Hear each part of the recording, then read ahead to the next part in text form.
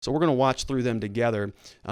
This is a clip from, there's another YouTuber here. He's got a huge channel. His name's Viva Frey. There's another guy I follow. I follow both of them. There's another individual. His name's Robert Barnes.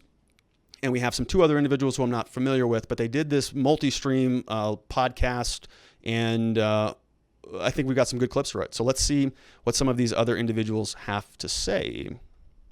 All right.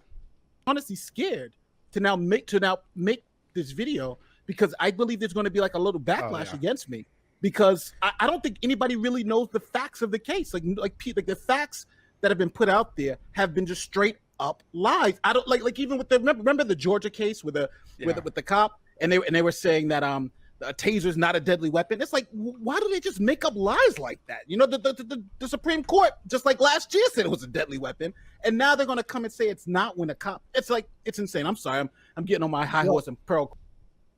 Yeah, so I agree with that, right? We hear a lot about this. The facts kind of don't matter in a lot of these situations, because the politicians and the political bodies who take up arms in these cases, they're the ones who really tell you what the facts are.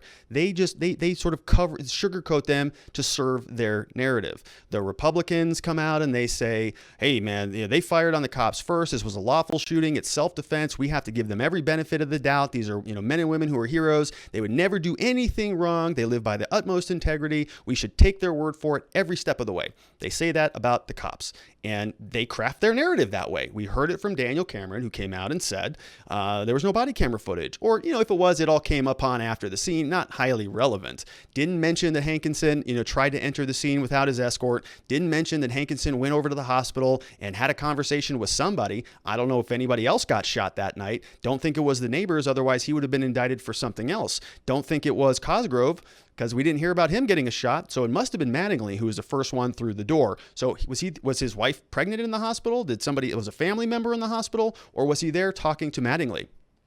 Probably there talking to Mattingly. And so all of that stuff was left out. Those are important facts, very important facts. Nate, the lawyer, who is a lawyer, according to his YouTube title, which is pretty great, also agrees that there is nothing, there are no facts there.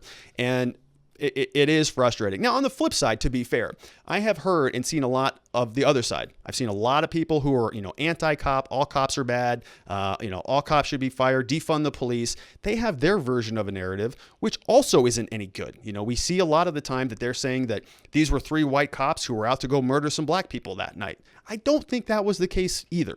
Right? I don't think that these cops were standing over Breonna Taylor's bed and just unloading bullets into her as she was lying there sleeping. I don't think that's the case either. There's probably some malfeasance. She's probably got some stuff in her background based on some of the things that I've seen, or at least was hanging with a shady character at one point in time and decided to reform her life. We can have that conversation. We can say, yes, some of these people have difficult lives. They come from difficult circumstances. We don't need to sugarcoat it and turn every single person into this glamorous war hero. That's also not accurate. So Daniel Cameron comes out on one side and is inaccurate. The other side of people saying that cops just showed up and decided to murder somebody in their bed is also not accurate.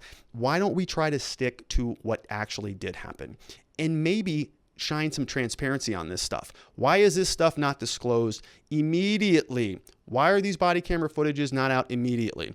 Why is there not an order to release the grand jury transcript, making sure that everything is redacted and it's all done, none of the grand jurors are going to be known. They can make a special request or a special order to actually release this transcript.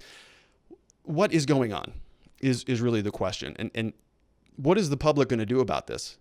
Can we do anything about it? I don't know. Other than, contacting Daniel Cameron. Breonna Taylor's family is pretty much quiet at this point. I haven't seen anything from them. They took their $12 million settlement. Their attorney, I think it was Ben Crump, came out and he said, well, we didn't get everything we wanted out of the indictment, but we'll fight on another day. He's happy because he just got a huge portion of that settlement. So the family's quiet. The one officer got indicted. His case is probably just going to get thrown out down the road, or reduced down to some sort of misdemeanor. He'll keep his pension. He'll keep his job. He'll be on administrative leave for a little while. This whole thing will get blown over, and nothing is going to change, unfortunately. Nothing is going to change. I could rant on and on and on about this and why, but we're going to move on to the next story before I blow a gasket.